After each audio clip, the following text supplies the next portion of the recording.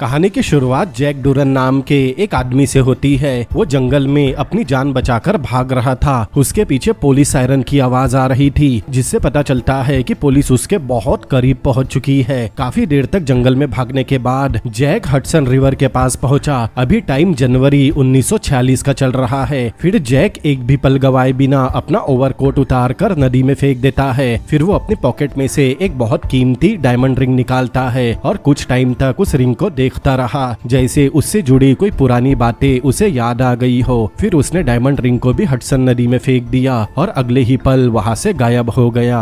अब कहानी फ्लैशबैक में जाती है। हम अगस्त 1945 का समय देखते हैं। उस दौर में जैक अमेरिकन आर्मी में एक कर्नल था। हाल ही में उसकी पोस्टिंग जर्मनी के फोर्ट शहर में हुई थी। उस समय तक जर्मनी वॉर हार चुका था और हिटलर मर चुका था, इसीलिए वहाँ की बड़ी बड़ी प्रॉपर्टीज, ऐतिहासिक धरोहरें और रॉयल फैमिलीज की सारी स्टेट अब यूएस और उसके मिलिट्री फोर्स के कब्जे में थी। उन्हीं में से एक जर्मन रॉयल फैमिली का एक शानदार कैसल भी है। उस कैसल पर अब अमेरिकन आर्मी का कब्जा था। जैक की नई ड्यूटी भी इसी कैसल में लगाई गई थी। जब जैक पहली बार कैसल पहुंचा तब उसकी नजर प्रिंसेस सोफिया पर पड़ी, जो उस कैसल से बाहर जा रही थी। कैसल के अंदर जाने के बाद जैक की मुलाकात एक जवान लड़की कैथरीन से हुई। उसके शूज देखकर जैक मजाक करता है कि क्या यही उसके रेगुलर शूज है। कैथरीन बिल्कुल शांति से जवाब देती है कि जैक को इन शूज से कोई परेशानी नहीं होनी चाहिए। फिर जैक अपना इंट्रोडक्शन देता है। फिर वो कैथरीन का नाम पूछते हुए उससे हल्की फुल्की फ्लर्टिंग भी करता है, लेकिन कैथरीन उसकी किसी बात का सीधा जवाब नहीं देती और चुपचाप वहाँ से चली गई। फिर उसी शाम कैसल के अंदर एक शानदार पार्टी रखी गई थी। सभी आर्मी ऑफिसर वहाँ म्यूजिक, डांस और सेलिब्रेशन एंजॉय कर रहे थे। कैथरीन भी एक बूढ़े और रेपुटेड मेजर के साथ डांस कर रही थी। इसी दौरान जैक की मुलाकात एक दूसरे ऑफिसर मेजर माइकल से हुई। तब जैक उससे पूछता है कि अब उसकी अगली पोस्टिंग कहाँ हुई है। तब माइकल ने बताया कि उसे एक ऐसी जगह भेजा गया है जहाँ जर्मन ऑफिसर्स के खिलाफ ट्रायल चल रहे हैं। अब कुछ देर बाद माइकल की नजर कैथरीन पर गई। तब माइकल ने उसके पास जाकर डांस के लिए पूछा। कैथरीन भी उसकी बात मान गई और दोनों डांस करने लगे। तब दूर खड़ा जैक ये सब चुपचाप देख रहा था। थोड़ी देर बाद एक जूनियर ऑफिसर जल्दी से कैथरीन के पास गया और उसके कान में कुछ कहने लगा। ये सुनते ही कैथरीन तुरंत वहाँ से निकल गई। तब जैक को उसकी हरकत पर शक होता है, इसीलिए वो भी चुपचाप उसका पीछा करने लगा। अब कुछ देर बाद दोनों कैसल के अंदर बने एक सीक्रेट चेम्बर तक पहुँचे। ये कमरा बाहर से पूरी तरह छुपा हुआ था। कैथरीन अंदर गई और वहाँ से एक बोतल लेकर बाहर आई। उसी समय जैक भी वहाँ पहुँच जाता है। वो पूछता है कि आखिर यहाँ क्या चल रहा है। तब कैथरीन बताती है कि कुछ दिन पहले सार्जेंट रॉय को ये सीक्रेट रूम मिला था। तब जैक भी अंदर गया। उस कमरे के अंदर चारों तरफ बहुत महंगी और रेयर वाइन की बोतल रखी हुई थी।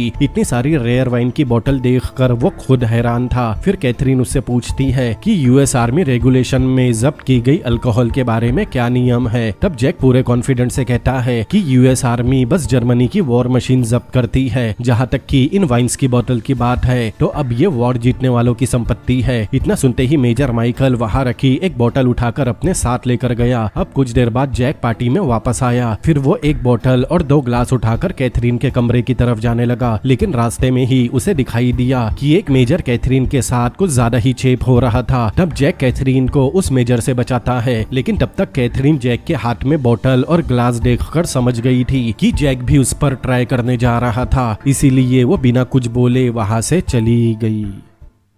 वही दूसरी तरफ हम सार्जेंट रॉय को देखते हैं। वो एक लोकल जर्मन आदमी के साथ बैठा ड्रिंक कर रहा था। बातचीत के दौरान वो जर्मन आदमी रॉय को एक बहुत बड़ा राज बताता है। उसके मुताबिक प्रिंसेस सोफिया के पास अनगिनत कीमती पेंटिंग्स थी। साथ ही उसके पास डायमंड्स, ज्वेलरी और बेशकीमती खजाने का बहुत बड़ा कलेक्शन भी था। अब कैसल छोड़ने से पहले प्रिंसेस सोफिया से मिलने एक मिस्टीरियस आदमी आया था। उस आदमी ने कैसल के अंदर बहुत सारी नई दीवारें बनाई थी। इसी वजह से आसपास के लोगों का मानना है कि प्रिंसेस सोफिया ने अपना पूरा खजाना उन्हीं नई वॉल्स के पीछे छुपाया है। वही दूसरी तरफ मेजर माइकल अपनी नई पोस्टिंग के लिए कैसल छोड़ने की तैयारी कर रहा था। विदा होने से पहले जैक उसे गिफ्ट के तौर पर वाइन्स की बोतल देता है। उधर सार्जेंट रॉय, कैथरीन और वही जर्मन आदमी कैसल के अंदर उस सस्पिशियस वॉल को चेक कर रहे थे, लेकिन कुछ देर बाद वहाँ जैक भी पहुँच गया। जैक उन लोगों को वहाँ देखकर पूछता है कि वो सब यहाँ क्या कर रहे हैं। तब वो लोकल जर्मन आदमी बताता है कि उसे वो नई दीवार मिल गई। उसे पूरा यकीन है कि उस दीवार के पीछे कुछ न कुछ जरूर छुपाया गया है। फिर वाइस और सार्जेंट रॉय बिना देर किए वॉल तोड़ना शुरू करते हैं। कुछ ही देर में वॉल गिर गई, लेकिन उसके पीछे जो दिखाई दिया वो किसी ने सोचा भी नहीं था। वॉल के पीछे एक सीक्रेट पैसेज छुपा था जो सीधे जमीन के नीचे जाता है। फिर जैक, कैथरीन, रॉय और वाइस सावधानी के साथ उस पैसेज के अंदर गए। अब कुछ ही दूर चलने के बाद सामने एक कमरा था। उस कमरे के बीच में एक बहुत बड़ा बॉक्स रखा था। तब सार्जेंट रॉय तुरंत उस लॉक को तोड़ता है। फिर जैसे ही उस बॉक्स का ढक्कन खुला, अंदर देखते ही उनकी आंखें खुली की खुली रह गई। वो पूरा बॉक्स बेशकीमती खजाने से भरा था।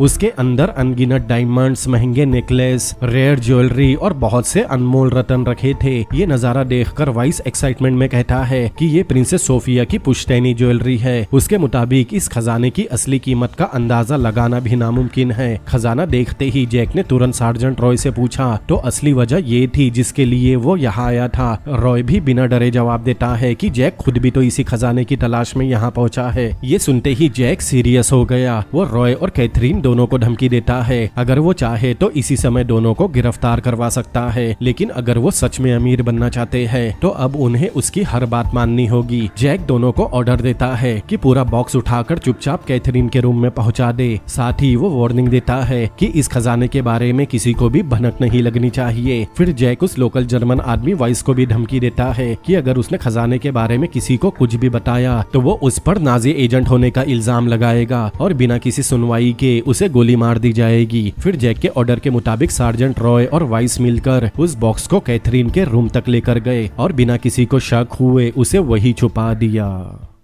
उस रात कैथरीन के रूम में जैक और कैथरीन दोनों उस बेशकीमती खजाने को बॉक्स से बाहर निकाल रहे थे। उन डायमंड्स और रॉयल ज्वेलरी को देखकर दोनों को लग रहा था कि वो लोग अमीर बनने वाले हैं, लेकिन तभी दोनों ने एक दूसरे को देखा और एक आग उन दोनों के मन में भी जल उठी और तभी दोनों शुरू हो गए, मतलब दोनों यामाकाटा करने लगे। अब अगली सुबह जैक अपने ऑफिस में बैठा था, तभी उसका जूनियर ऑफिसर डेव उससे मिलने आया। डेव उसे एक चौंकाने वाली खबर देता है। दरअसल एक लोकल जर्मन आदमी जो अमेरिकन आर्मी के लिए काम करता था, आज सुबह उसकी लाश मिली है। उस आदमी का नाम वाइस है, लेकिन सबसे चौंकाने वाली बात तो ये थी कि उसकी पॉकेट में एक डायमंड भी मिला है। ये सुनते ही जैक कुछ पल के लिए घबरा गया। तब बातचीत के दौरान डेव इशारों में जैक को समझा देता है कि उसे खजाने के बारे में काफी कुछ पता चल चुका है। वो जैक को याद दिलाता है कि वॉर के दौरान उसने कभी उसका साथ नहीं छोड़ा, इसीलिए अगर अब अमीर बनने का मौका आया है तो उसे भी पीछे नहीं छोड़ा जाना चाहिए। मतलब इनडायरेक्टली डेव अपना हिस्सा मांग रहा था। तब जैक उसे यकीन दिलाता है कि वो फिक्र न करे, जैक उसे नहीं भूलेगा। फिर जैक सीधे रॉय के पास गया क्योंकि वो समझ गया था कि वॉइस को उसी ने मारा है। वो रॉय को थोड़ा शांत रहने कहता है क्योंकि ये उन्हें बहुत सावधानी के साथ करना है और रॉय उस पर भरोसा रखे। लेकिन रॉय जैक को एकदम केयरलेस होकर जवाब दे रहा था, जैसे खजाने के चक्कर में उसकी बुद्धि भ्रष्ट हो गई हो। अब कुछ देर बाद डेव, जैक और कैथरीन तीनों कैथरीन के रूम में थे। यही पहली बार डेव रॉयल ट्रेजर को देखता है। इतनी कीमती ज्वेलरी और डायमंड्स देखकर वो बहुत हैरान और खुश था। खजाने को देखने के बाद वो भी मानता है कि इसकी असली कीमत का अंदाजा लगाना लगभग नामुमकिन है। फिर डेव कहता है कि अगर उन्हें इस ट्रेजर को बेचकर पैसे कमाने हैं तो सबसे पहले इसे किसी तरह अमेरिका पहुंचाना होगा। लेकिन सबसे बड़ा सवाल यही था कि इतना कीमती खजाना अमेरिका तक पहुंचाया कैसे जाए। तब जैक डेव से कहता है कि इसी वजह से तो उन्हें डेव की मदद चाहिए। जैक चाहता है कि डेव ऐसा प्लान बनाए जिससे खजाने को बिना किसी शक के सेफली अमेरिका पहुंचाया जा सके। लेकिन डेव उन्हें एक और प्रॉब्लम और शायद सबसे बड़ी प्रॉब्लम याद दिलाता है और वो प्रॉब्लम है सार्जेंट रॉय। दरअसल रॉय की जल्दबाजी और केयरलेस बिहेवियर उन्हें फंसा सकता है। तब जैक ने बताया कि उन्हें रॉय की चिंता करने की कोई जरूरत नहीं क्योंकि उसने रॉय का इंतजाम पहले ही कर दिया है। अब अगले सीन में जैक अपने ऑफिस में था, तभी गुस्से में सार्जेंट रॉय उसके पास आया। उसके हाथ में आर्मी का एक ऑफिशियल लेटर था। उस लेटर में लिखा था कि रॉय को आर्मी सर्विस से हटा दिया गया है। रॉय गुस्से में इसका इल्जाम जैक पर लगाता है। उसे लग रहा था कि जैक पूरा खजाना अकेले हजम करने के चक्कर में है, लेकिन जैक बिल्कुल शांत था। वो रॉय से कहता है कि उसने आर्मी में 20 साल से भी ज्यादा समय बिताया है और कई बड़ी लड़ाइयां लड़ी है। अब उसे थोड़ा आराम करना चाहिए और अपने घर जाकर नई जिंदगी शुरू करनी चाहिए। फिर जैक उसे बताता है कि उसने न्यूयॉर्क में एक आदमी को ढूंढ लिया है जो खजाना बेचने में उनकी मदद करेगा। उस आदमी का नाम रूबेन मार्केल है। ये बताने के बाद जैक एक फाइल फाइल निकालकर रॉय को देता है। रॉय ने जैसे ही उस फाइल को पढ़ा वैसे ही उसका गुस्सा और बढ़ गया। वो कहता है कि उसमें लिखी हुई बात झूठ है। असल में उस फाइल में एक सोल्जर का स्टेटमेंट था जो उसने मरने से ठीक पहले दिया था कि सार्जेंट रॉय ने ही उसकी हत्या की थी। लेकिन सच्चाई ये थी कि ये पूरे डॉक्यूमेंट नकली थे। जैक ने एक डॉक्टर की मदद से उसे तैयार करवाया था। तब जैक रॉय को धमकी देता है कि अगर ये रिपोर्ट कोर्ट तक पहुंच गई तो उसे बहुत कड़ी सजा मिलेगी, इसीलिए बेहतर यही होगा कि वो जैक को धमकाना बंद करे और चुपचाप इंतजार करे। जब खजाना बिक जाएगा तब उसे उसका तय किया हुआ शेयर मिल जाएगा। तब ना चाहते हुए भी रॉय को गुस्से में वहां से जाना पड़ा।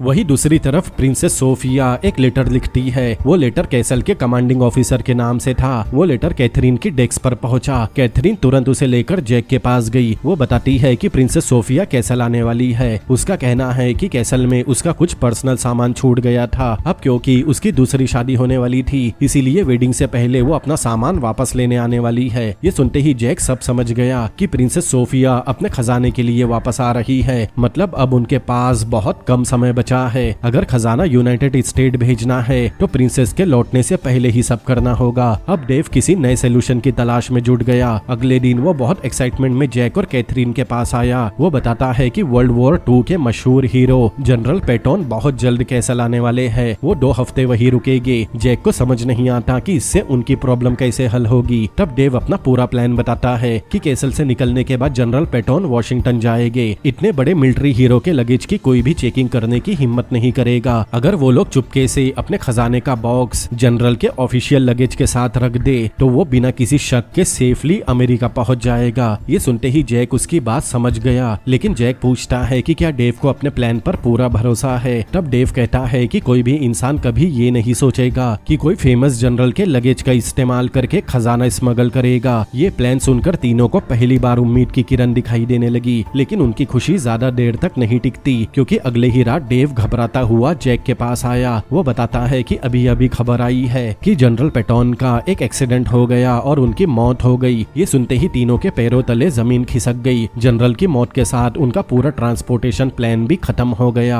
अब खजाने को अमेरिका पहुंचाने का कोई तरीका नहीं बचा। अब कुछ समय बाद जैक, कैथरीन और डेव साथ में बैठे थे। तीनों बहुत परेशान थे। उनके पास बायर है लेकिन खजाना पहुंचाने का कोई रास्ता नहीं। और दूसरी तरफ प्रिंसेस सोफिया कभी भी कैसल आ सकती है। अब काफी देर तक सोचने के बाद अचानक जैक के दिमाग में एक आइडिया आता है कि पूरे ज्वेलरी कलेक्शन को ले जाने की बजाय उन्हें सिर्फ उसके डायमंड निकाल लेने चाहिए। अगर डायमंड्स अलग कर दिए जाए तो उन्हें आसानी से कोट और कपड़ों के अंदर छुपाकर अमेरिका ले जाया जा सकता है। कैथरीन को ये आइडिया बहुत पसंद आया। वो सलाह देती है कि सभी लूज डायमंड्स को एक फर जैकेट के अंदर छुपा दिया जाए। तब किसी को भी उसके कपड़ों पर शक नहीं होगा और वो आराम से डायमंड्स को अमेरिका पहुंचा देगी। अब तीनों इस प्लान पर एग्री हो गए। इसके बाद वो बड़ी सावधानी से रॉयल ज्वेलरी में से एक एक करके सभी डायमंड्स निकालने लगे और कैथरीन उन्हें कपड़ों में सीने लगी। फिर बाद में जैक कैथरीन के लिए एक स्पेशल ट्रैवल ऑथराइजेशन लेटर तैयार करता है ताकि वो बिना किसी परेशानी के यूएस पहुंच सके।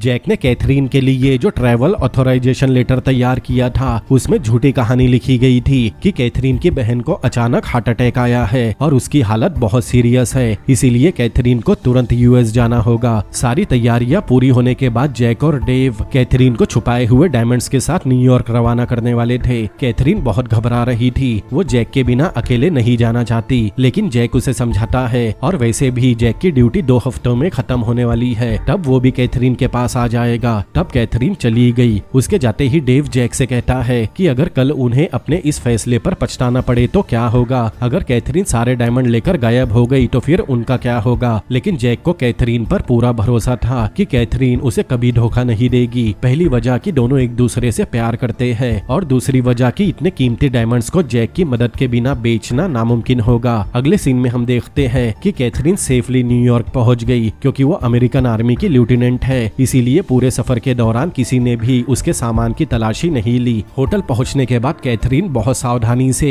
सभी डायमंड्स को एक कपड़े में लपेटकर उसे होटल रूम के वेंटिलेशन डक्ट के अंदर छुपा देती है। फिर 2 हफ्तों बाद जैक की पोस्टिंग भी खत्म हो गई और वो भी न्यूयॉर्क पहुंच गया। तब एयरपोर्ट पर कैथरीन उसे लेने आई। दोनों मिलते ही एक दूसरे को किस करते हैं। उधर जर्मनी में प्रिंसेस सोफिया भी अपने कैसल में पहुंची। अब वहाँ जैक की जगह एक नया कमांडिंग ऑफिसर था। इस तरफ दोनों अपने होटल रूम में पहुंचे और 2 हफ्तों बाद यामाकाटा करके अपनी आग बुझाई। फिर कुछ देर बाद दोनों जैक के दोस्त रूबेन मार्केल से मिलने गए। उसकी ईमानदारी और काबिलियत परखने के लिए जैक सबसे पहले उसे एक डायमंड रिंग दिखाता है। रूबेन ने जैसे ही रिंग को ध्यान से देखा वो तुरंत समझ गया कि ये डायमंड बहुत कीमती है। तब जैक उसे बताता है कि उसके पास ऐसे ही बहुत सारे डायमंड्स है। ये सुनकर रूबेन एक्साइटमेंट से पूछता है कि उसके पास कितने डायमंड्स है। जैक जवाब देता है कि इतने डायमंड्स है कि किसी राजा की फिरौती भी आराम से चुकाई जा सकती है। दूसरी तरफ प्रिंसेस सोफिया अपने सीक्रेट चेंबर की तरफ गई। जैक ने वहाँ फिर से दीवार बनवा दी थी। फिर प्रिंसेस अपने खजाने के पास गई, लेकिन उसे खजाना कहाँ मिलने वाला था। वही इस तरफ रूबेन पूछता है कि बदले में उसे कितनी रकम चाहिए। तब कैथरीन कहती है कि पूरे कलेक्शन की कीमत $2 मिलियन होगी। इतनी बड़ी रकम सुनकर रूबेन भी कुछ पल के लिए हैरान हो गया, लेकिन थोड़ी देर सोचने के बाद वो बताता है कि वो टॉमी मेलोनी नाम के एक आदमी को जानता है जो इतना बड़ा खजाना खरीद सकता है, लेकिन उन्हें वार्निंग देता है कि वो दोनों टॉमी से कभी नहीं मिलेंगे। वो खुद उनकी मुलाकात टॉमी से करवाएगा, लेकिन बदले में उसे डील का 10% कमीशन चाहिए। तब जैक बिना किसी बहस के उसकी शर्त मान गया। लेकिन दूसरी तरफ जर्मनी में इस घटना के बाद अमेरिकन आर्मी पे खजाना ढूंढने का दबाव आ गया था। दूसरी तरफ जैक और कैथरीन अपने होटल वापस आए, लेकिन उनका रूम पूरा उथल पुथल हो चुका था और वेंटिलेशन डक्ट में से डायमंड्स भी गायब थे। वो पूरी तरह खाली था। ये देखकर दोनों के होश उड़ गए। जैक कैथरीन से पूछता है कि डायमंड्स के बारे में और कौन जानता था। कैथरीन कहती है कि उसने किसी को भी इस बारे में नहीं बताया। उन दोनों के अलावा सिर्फ एक आदमी को डायमंड्स और उनके होटल के बारे में पता था। उन दोनों के अलावा बस एक आदमी को डायमंड्स और उनके होटल के बारे में पता था, और वो है जैक का दोस्त रूबेन, जिससे दोनों अभी अभी डील करके आए हैं। लेकिन जैक को यकीन नहीं होता, क्योंकि रूबेन उनसे पहले होटल कैसे पहुंच सकता था, जबकि रेस्टोरेंट से वो पहले निकले थे। तब कैथरीन उसे याद दिलाती है कि वो दोनों होटल तक 20 ब्लॉक पैदल चलकर वापस आए हैं, जबकि रूबेन टैक्सी लेकर उनसे काफी पहले पहुंच सकता था। ये सुनते ही जैक तुरंत कैथरीन के साथ रूबेन के ऑफिस पहुंच गया, लेकिन वहां पहुंचकर दोनों एकदम शॉक रह गए, क्योंकि रूबेन अपने ऑफिस में मरा पड़ा था। तब जैक उसके पास गया और डेस्क पर रखी उसकी डायरी उठा ली। इसी दौरान उसकी नजर एक और अजीब चीज पर गई। दरअसल रूबेन के मुंह में एक मरीन आइडेंटिफिकेशन टैग ठूसा हुआ था। जैक उस टैग को निकालता है। फिर वो और कैथरीन चुपचाप वहाँ से निकल गए। अब कुछ देर बाद दोनों एक बार में बैठे थे। फिर जैक वो आइडेंटिफिकेशन टैग कैथरीन को दिखाता है। उसका मानना था कि ये टैग सार्जेंट रॉय का है। टैग पर लिखा नाम काफी हद तक मिट चुका था। जैक को लगता है कि रॉय ने जानबूझकर उसे रेलवे ट्रैक पर रखा होगा ताकि नाम ठीक से पढ़ा न जा सके। जैक को पूरा यकीन है कि रॉय ने ही ये टैग रूबेन के मुंह में छोड़ा था। ये जैक के लिए एक मैसेज था कि वो उनसे पहले यहाँ पहुँच चुका था। तब कैथरीन हैरान होकर पूछती है कि रॉय को कैसे पता चला कि वो लोग रूबेन से मिलने वाले हैं। जैक इसका जिम्मेदार खुद को मानता है। दरअसल जब जैक ने जर्मनी में रॉय की छुट्टी की थी, तब बातचीत के दौरान उसने गलती से रूबेन मार्केन का नाम रॉय को बता दिया था। उसी एक छोटी सी गलती की वजह से रॉय रूबेन तक पहुंच गया और डायमंड्स तक भी।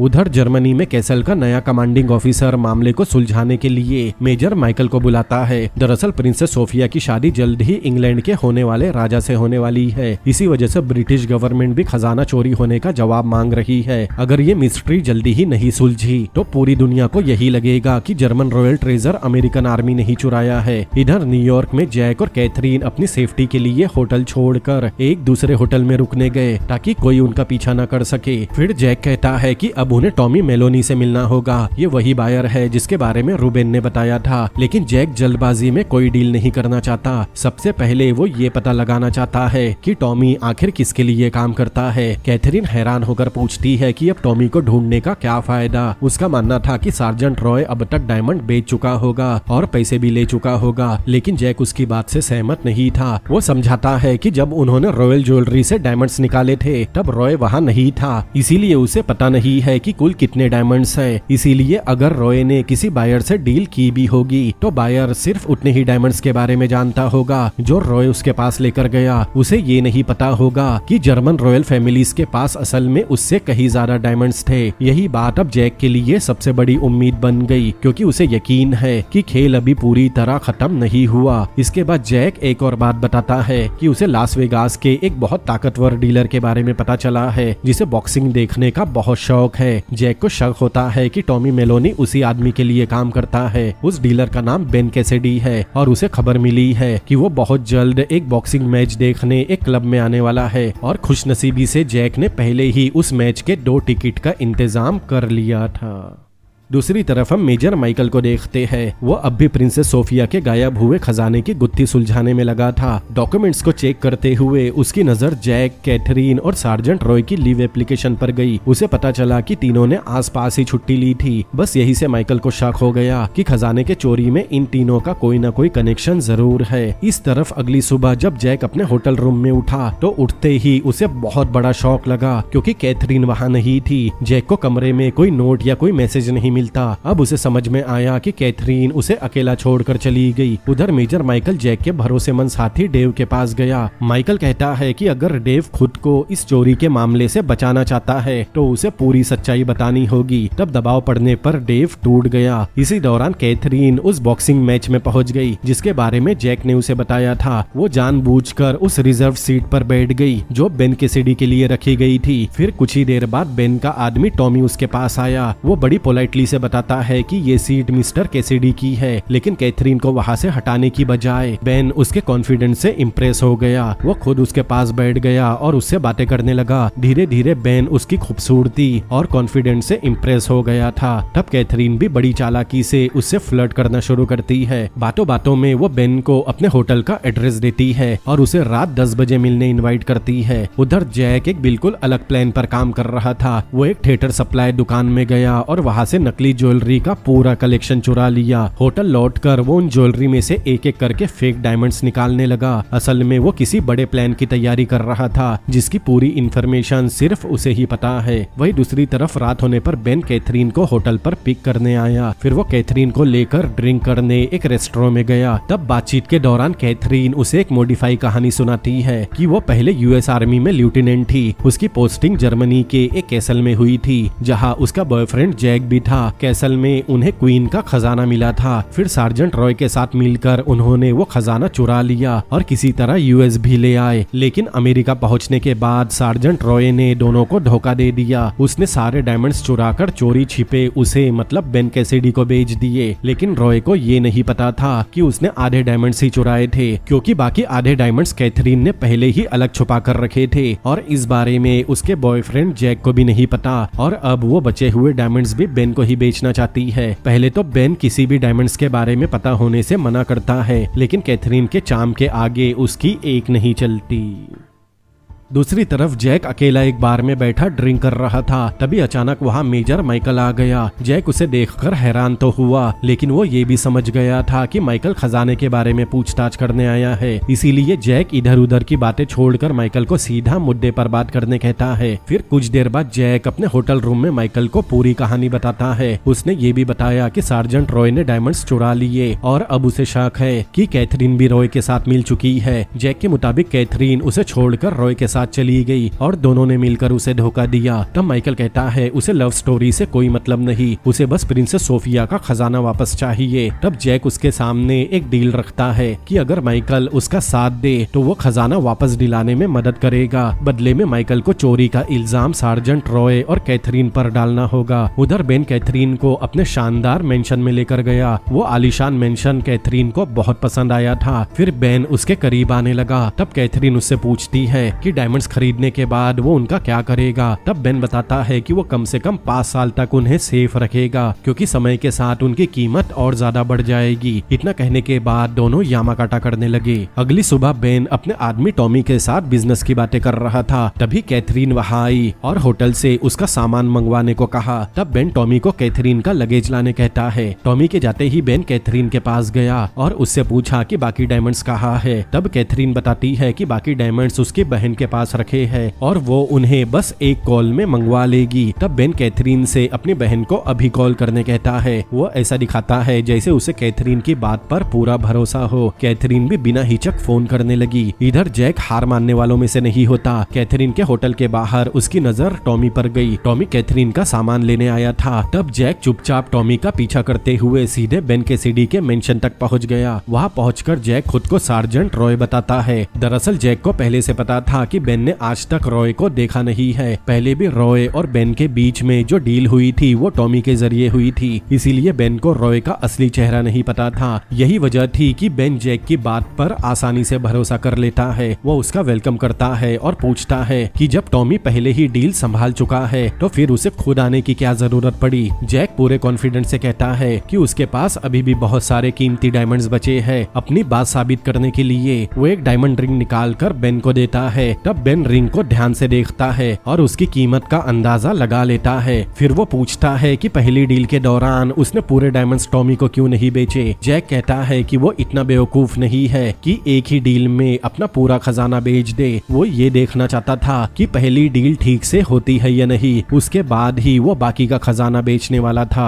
जैक की बातें और उसके कॉन्फिडेंस से बेन काफी इम्प्रेस हुआ। फिर बेन पूछता है कि उसे बाकी बचे हुए डायमंड्स के बदले कितने पैसे चाहिए। तब उसी समय जैक की नजर बेन के ऑफिस में रखे कैथरीन के ग्लव पर गई। ग्लव देखते ही जैक समझ गया कि कैथरीन इसी बिल्डिंग में मौजूद है, लेकिन वो अपने चेहरे पर कोई भी शक नहीं आने देता। वो पूरी शांति से बेन की तरफ देखकर कहता है कि उसे पूरे $2 मिलियन चाहिए। जैक आगे बताता है कि उसकी रियो की फ्लाइट है और वो जाने से पहले ये डील पूरी करना चाहता है। वो बेन से कहता है कि उसके पास आज रात 8 बजे तक का समय है। अगर तब तक कैश रेडी हो गया तो उसे डायमंड्स मिल जाएंगे, लेकिन अगर पैसे नहीं आए तो वो डायमंड्स अपने साथ लेकर सीधे रियो चला जाएगा। इतना कहकर जैक वहाँ से निकल गया, लेकिन जैक को अंदाजा नहीं था कि कैथरीन उसकी पूरी बातें सुन रही थी। फिर जैक के जाते ही बेन कैथरीन के पास गया और उससे कहा कि अभी कुछ देर पहले उसका पुराना साथी रॉय यहाँ आया था और रॉय भी उससे डायमंड्स बेचने की बात कर रहा है। ये सुनते ही कैथरीन भड़क गई। वो कहती है कि अगर रॉय सामने आ गया तो वो उसे जान से मार देगी, क्योंकि उसी ने उसके आधे डायमंड्स चुराए थे। फिर बेन उसे बताता है कि रॉय दावा कर रहा है कि बाकी डायमंड्स भी उसी के पास है और वो उन्हें भी बेचना चाहता है। तब कैथरीन कहती है कि रॉय झूठा है, क्योंकि बाकी डायमंड्स उसकी बहन के पास है। वो बताती है कि जर्मनी के कैसल में उसने रॉय के साथ काफी समय बिताया था, इसीलिए वो अच्छी तरह जानती है कि रॉय हर समय झूठ बोलता है। लेकिन बेन एक बात तो समझ गया था कि उन दोनों में से कोई एक झूठ बोल रहा है और वो उम्मीद करता है कि कैथरीन झूठ नहीं बोल रही, क्योंकि अगर ऐसा हुआ तो उसका नतीजा बहुत बुरा होगा। इसी दौरान टॉमी कैथरीन का लगेज लेकर वापस लौटा। बेन उससे कहता है कि अभी कुछ देर पहले रॉय यहाँ आया था और वो भी बाकी के डायमंड्स बेचना चाहता है। तभी कैथरीन भी कमरे में आ गई। तब बेन उसे लगेज देकर कहता है कि उसे अभी बाहर जाकर पैसों का इंतजाम करना है। जब तक वो वापस नहीं आता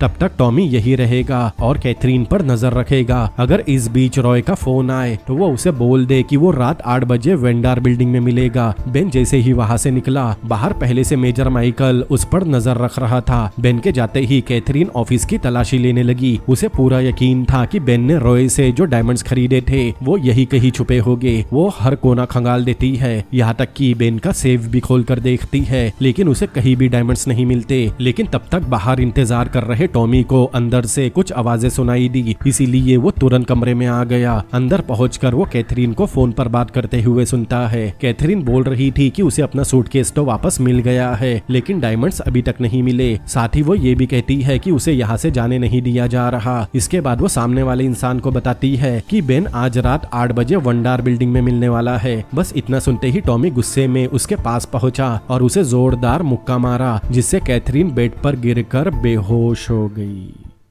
कुछ देर बाद कैथरीन को होश आता है। उठते ही उसकी नजर छत पर लगे शैंडलियर पर गई। उसमें से रंग बिरंगी रोशनी छत पर अजीब तरह से चमक रही थी। उसे देखते ही कैथरीन को शक होता है। तब वो तुरंत ऊपर चढ़कर शैंडलियर को देखने लगी। फिर अगले ही पर उसकी आंखें हैरानी से खुली रह गई, क्योंकि पूरा शैंडलियर अंदर से डायमंड से भरा हुआ था। मतलब बेन ने रॉय से खरीदे हुए डायमंड्स इसी शैंडलियर में छुपाए थे। तब कैथरीन देर किए बिना डायमंड्स निकालने लगी और उन्हें बेड पर रख दिया। फिर बेन के लौटने से पहले वो डायमंड्स को अलग अलग टिश्यू पेपर में लपेटती है। फिर सारे पॉकेट अपने ब्रीफकेस में रख देती है। इतना ही नहीं, वो ब्रीफकेस के अंदर एक फॉल्स लाइनिंग भी बनाती है ताकि किसी को भी अंदर छिपे डायमंड्स का अंदाजा न लगे। कुछ देर बाद बेन वापस लौटा और टॉमी से पूछा कि सब ठीक तो है। तब टॉमी बताता है कि उसे एक बार कैथरीन को मारना पड़ा, क्योंकि वो किसी को फोन करने की कोशिश कर रही थी। बेन कमरे के अंदर आया। तब सबसे पहले उसकी नजर शैंडलियर पर गई। रंग बिरंगी रोशनी देखकर उसे पूरा भरोसा हो गया कि डायमंड्स अभी भी उसी के के अंदर है। तब बेन के कुछ बोलने से पहले ही कैथरीन गुस्से में उसे थप्पड़ मारती है क्योंकि टॉमी ने उस पर हाथ उठाया था। कैथरीन बताती है कि उसने वॉर के दौरान नाजीज का सामना किया था, लेकिन उनमें से किसी ने भी कभी उस पर हाथ नहीं उठाया। वो बिना किसी चोट के पूरी वॉर से बच निकली थी, लेकिन आज बेन के आदमी ने उसके चेहरे पर मुक्का मार दिया। कैथरीन गुस्से में कहती है कि वो तो बस किसी को ये बता रही थी कि वो कितने शानदार मेंशन में रुकी है। इतना कहकर वो अपना सूटकेस उठाकर बाहर जाने लगी, लेकिन बेन ने उसे रोक लिया। कैथरीन कहती है कि वो अपनी बहन से मिलने जा रही है और अब वो अपने डायमंड्स किसी दूसरे बायर को बेचेगी। ये सुनते ही टॉमी उसका सूटकेस पकड़ लेता है। बेन कहता है कि उसके अलावा कैथरीन को दूसरा कोई बायर नहीं मिलेगा और ये बात वो खुद भी अच्छी तरह जानती है, लेकिन पहले उसे ये पता लगाना है कि झूठ रॉय बोल रहा है या कैथरीन। जब तक रॉय नहीं आ जाता कैथरीन कहीं नहीं जाएगी, क्योंकि जैसे ही रॉय सामने आएगा उसके सभी झूठ और चालाकियां खत्म हो जाएगी। क्योंकि बेन को सबसे ज्यादा नफरत इस बात से है कि कोई उसे बेवकूफ बनाए। फिलहाल उन्हें एक पार्टी में जाना था, इसीलिए वो कैथरीन को तैयार होने कहता है। कैथरीन कहती है कि उसकी बहन उससे मिलने आने वाली है। तब बेन कहता है कि टॉमी उसकी बहन को वंडार बिल्डिंग में ले आएगा। फिर कैथरीन अपना सूटकेस लेकर तैयार होने चली गई। फिर कुछ देर बाद वो नए कपड़े पहनकर वापस आई और बेन से कहा कि जैसे ही उसे अपने डायमंड्स मिलेंगे वो तुरंत यहाँ से चली जाएगी। फिर वो अपना सूटकेस कार में रखवाती है। फिर बेन और कैथरीन पार्टी के लिए निकल गए। रास्ते में बेन कहता है कि उसे उम्मीद है कि कैथरीन की बहन सचमुच वहाँ पहुँचेगी। उधर टॉमी रेलवे स्टेशन पहुंचकर कैथरीन की बहन का इंतजार कर रहा था, लेकिन जिस ट्रेन से उसकी बहन आ रही थी वो काफी देरी से चल रही थी। इधर पार्टी में पहुंचने के बाद कैथरीन चुपचाप अपने चेहरे का मेकअप हटाती है। अब टॉमी के मारे हुए पंच का निशान उसके चेहरे पर दिखाई दे रहा था। बेन ने जैसे ही उसे देखा तब उसे बाथरूम जाकर अपना मेकअप ठीक करने को कहा। तब कैथरीन बाथरूम चली गई। इसी बीच वहाँ मैनी नाम का एक मशहूर डायमंड एक्सपर्ट भी पहुंचा। दूसरी तरफ कैथरीन काफी देर से बाथरूम में थी। तब बेन उसे बाहर आने बोलने लगा। फिर कैथरीन बाहर आई तो बेन उससे पूछता है कि उसे इतनी देर क्यों लगी। फिर बेन कैथरीन और मैनी को बिल्डिंग के अंदर बने एक प्राइवेट सेलर में लेकर गया। वही रॉय भी आने वाला था, जबकि असल में रॉय बनकर वहाँ जैक आने वाला है। फिर कुछ देर बाद जैक एक सूटकेस लेकर वहाँ पहुंचा। फिर बेन तुरंत मैनी को उन डायमंड्स की जांच करने कहता है। मैनी एक एक करके डायमंड्स को बहुत ध्यान से देखता है। इसी दौरान बेन जैक की तरफ देखकर आराम से कहता है कि शायद वो लेफ्टिनेंट कैथरीन को जानता होगा। पूरी जांच के बाद मैनी बताता है कि ये डायमंड्स पूरी तरह असली है। उसके हिसाब से वो डायमंड्स 1800 से 1900 कैरेट्स के हैं और ये बिल्कुल उसी कलेक्शन जैसे है जिसे बेन ने पहले भी खरीदा था। अब जैक के पास असली डायमंड्स कैसे आए ये हमें आगे पता चलेगा। ये सुनते ही जैक बिना समय गवाए उससे पैसे मांगता है। तब बेन पैसों से भरा एक बैग उसके सामने रखता है। फिर जैक बड़ी सावधानी से पूरा कैश गिनता है और जब उसे यकीन हो गया कि रकम पूरी है तो वो बैग बंद करता है। इसी बीच बेन कहता है कि उसका शक बिल्कुल सही निकला। उसके सामने मौजूद दोनों लोगों में से कोई एक झूठ बोल रहा था, क्योंकि रॉय बनकर आए जैक ने डायमंड्स दे दिए थे। इसीलिए बेन को लगने लगा कि कैथरीन ही झूठ बोल रही थी, लेकिन कैथरीन कहती है कि उसने कभी झूठ नहीं बोला। बेन उसकी बहन के आने का इंतजार करे। उसके मुताबिक जैक और रॉय ने बहुत पहले ही डायमंड्स आपस में बांट लिए थे और रॉय वही डायमंड्स दोबारा बेन को बेच रहा है। फिर बेन जैक से कहता है कि कैथरीन का दावा है कि उसकी बहन के पास अभी भी बाकी डायमंड्स मौजूद है, लेकिन जैक कहता है कि उसकी बहन के पास कोई डायमंड्स नहीं है, क्योंकि उसके मुताबिक कैथरीन झूठ बोल रही है। जैक कहता है पुलिस कभी भी यहाँ पहुँच सकती है, क्योंकि कैथरीन ने डायमंड्स की कहानी इसीलिए बनाई ताकि वो उन्हें पुलिस से पकड़वा सके। अब जैक और कैथरीन एक दूसरे पर इल्जाम लगाने लगे। अब देखते ही देखते वहाँ बहस शुरू हो गई। हालात बिगड़ते देख बेन अपनी गन निकाल लेता है और दोनों के बीच आकर उन्हें रोकने की कोशिश करता है। तब जैक बिना डरे उसकी आंखों में देखकर कहता है कि बेन याद रखे कि वो वर्ल्ड वॉर 2 में लड़ चुका है। अगर बेन उसे गोली मारेगा तो वो भी जवाब में गोली चलाएगा। इतना कहकर जैक भी अपनी गन निकाल लेता है। अब बेन समझ गया था कि जैक निहत्था नहीं है, इसीलिए वो गन फाइट का रिस्क नहीं लेता। वो जैक को पैसों का बैग लेकर जाने देता है, लेकिन तभी उसे पता चला कि इस पूरे हंगामे के दौरान कैथरीन चुपचाप वहाँ से भाग गई। ये देखकर बेन का गुस्सा और भी बढ़ गया। उधर जैक पैसे लेकर वहाँ से निकल रहा था, लेकिन कुछ ही दूर जाते ही अचानक पीछे से असली रॉय उस पर हमला कर देता है। रॉय उसे धमकी देने लगा कि उसने पहले ही जैक को चेतावनी दी थी कि उसे भूलने की गलती ना करे। इसके बाद दोनों के बीच बहुत खतरनाक लड़ाई शुरू हो गई। काफी देर तक दोनों एक दूसरे पर हमला करते रहे, लेकिन आखिर में जैक रॉय पर भारी पड़ गया। वो रॉय का गला दबाकर उसे मार देता है। उधर दूसरी तरफ बेन कैसिडी वहां से निकलने की तैयारी कर रहा था, लेकिन तभी अचानक मेजर माइकल पुलिस के साथ वहां पहुंच गया। माइकल बताता है कि वो यूएस आर्मी के क्रिमिनल इन्वेस्टिगेशन डिवीजन का ऑफिसर है और बेन को गिरफ्तार कर लेता है। बेन कैसिडी रॉयल ट्रेजर के साथ रंगे हाथों पकड़ा गया था। इसी बीच जैक पैसों का बैग लेकर चुपचाप वहां से निकल रहा था, लेकिन तभी बेन ने उसे देख लिया और पुलिस को चिल्लाकर बताया कि वही रॉय है, उसी ने डायमंड्स बेचे थे, इसीलिए उसे भी गिरफ्तार किया जाए। ये सुनते ही जैक पास के जंगल की तरफ भागने लगा। पुलिस भी उसके पीछे दौड़ने लगी। यहीं पर कहानी फिर से उसी शुरुआती सीन पर पहुंच गई, जहाँ जंगल में जैक भाग रहा था और उसके पीछे पुलिस सायरन्स की आवाज गूंज रही थी। भागते भागते जैक हडसन रिवर के पास पहुंच गया। वो अपना ओवरकोट उतार कर नदी में फेंकता है। उसी समय वहाँ एक कार आकर रुकी। फिर जैक तुरंत उसके अंदर बैठ गया। उस कार में और कोई नहीं बल्कि कैथरीन थी। कार में बैठते ही जैक बताता है कि वो रॉय को पूरी तरह भूल गया था। रॉय ने अचानक उस पर हमला कर दिया और अपनी जान बचाने के लिए उसे रॉय को मारना पड़ा। इसके बाद उसने रॉय की डेड बॉडी कैनल में फेंक दी। कैथरीन पूछती है कि उसने बेन को खुद का नाम रॉय क्यों बताया। तब जैक बताता है कि उसकी मुलाकात मेजर माइकल से हुई थी। माइकल उससे चोरी हुए डायमंड्स के बारे में पूछताछ कर रहा था। तब जैक ने उसे बताया कि डायमंड्स रॉय ने चुरा लिए थे और जैक ने माइकल से वादा किया था कि जैक उसे उस आदमी तक पहुंचा देगा जिसने डायमंड्स खरीदे हैं, बदले में माइकल उसे छोड़ देगा। मेजर माइकल इस डील के लिए तैयार हो गया था। दरअसल जैक उसी दिन फोन पर कैथरीन को पूरी बात समझाना चाहता था, लेकिन कॉल बीच में ही कट गई। तब कैथरीन बताती है कि उसने जानबूझकर फोन नहीं काटा था। असल में बेन का आदमी टॉमी बीच में आ गया था। फिर टॉमी ने उसे बेहोश कर दिया था। इसके बाद कैथरीन पूरी सच्चाई बताती है। फिर यहाँ हमें असली राज पता चलता है। दरअसल जब कैथरीन ने चुपके से बेन के शैंडलियर में से असली डायमंड निकाले थे, तब जैक ने जो नकली डायमंड सूटकेस में रखे थे वही उसने शैंडलियर में वापस रख दिए और जैक ने नकली डायमंड वाला सूटकेस पहले ही कैथरीन के होटल में पहुंचा दिया था। फिर कैथरीन ने उस सूटकेस को टॉमी के हाथों मंगवाया था और उसने उन नकली डायमंड्स को असली डायमंड्स से बदल दिए, जिससे बेन को कभी शक नहीं हुआ कि असली डायमंड्स पहले ही गायब हो चुके हैं। इसके अलावा जब कैथरीन अपना मेकअप ठीक करने लेडीज वॉशरूम में गई थी, तब वो चुपके से बाहर निकली और बेन की कार से डायमंड्स वाला सूटकेस निकाला। फिर वो दोबारा बाथरूम में वापस आई। फिर उस सूटकेस को लेकर टॉयलेट में रख दिया। फिर उस सूटकेस को एक टॉयलेट में रख दिया और टॉयलेट का डोर अंदर से बंद कर दिया। फिर उस टॉयलेट के दरवाजे के नीचे से बाहर निकल गई। फिर बाथरूम से बाहर आ गई। फिर कुछ देर बाद जैक वहां आया। उसने कैथरीन के सूटकेस में से असली डायमंड्स निकालकर अपने सूटकेस में रख दिए। फिर उन्हीं असली डायमंड्स का इस्तेमाल करके बेन कैसिडी के साथ डील पूरी की। इस तरह उन्होंने एक ही डायमंड्स को 2 बार बेच दिए। मतलब शुरुआत से ही जैक और कैथरीन एक साथ थे। उन्होंने ये प्लान मिलकर ही बनाया था और अब तो डायमंड्स आर्मी को वापस भी मिल गए और सबके मुताबिक असली चोर रॉय है, जो आर्मी को कभी नहीं मिलेगा क्योंकि वो मर चुका है। और जैक ने उसकी बॉडी ठिकाने लगा दी। अब उनके पास पूरे $2 मिलियन थे और उनका बदला भी पूरा हो गया था। फिर कैथरीन पूछती है कि अब आगे क्या करना है। तब जैक कहता है कि अब दोनों गायब हो जाएंगे क्योंकि बेन कैसिडी की नजर में डायमंड बेचने वाला इंसान रॉय था और मेजर माइकल भी रॉय के पीछे ही अपनी पूरी जिंदगी लगा देगा। मतलब अब कोई भी जैक और कैथरीन तक पहुंच नहीं पाएगा। इसीलिए दोनों अब एक नई जिंदगी शुरू करने निकल गए। तो दोस्तों कैसी लगी आपको ये मूवी, मुझे कमेंट करके जरूर बताएं। अगर ये वीडियो आपको पसंद आया हो तो इस वीडियो को लाइक करें, अपने दोस्तों के साथ शेयर करें और ऐसी और भी अमेजिंग मूवीज के एक्सप्लेनेशन देखने के लिए मेरे चैनल को सब्सक्राइब करें। तो मिलते हैं अगली बार किसी और अमेजिंग मूवी के एक्सप्लेनेशन के साथ। Peace out.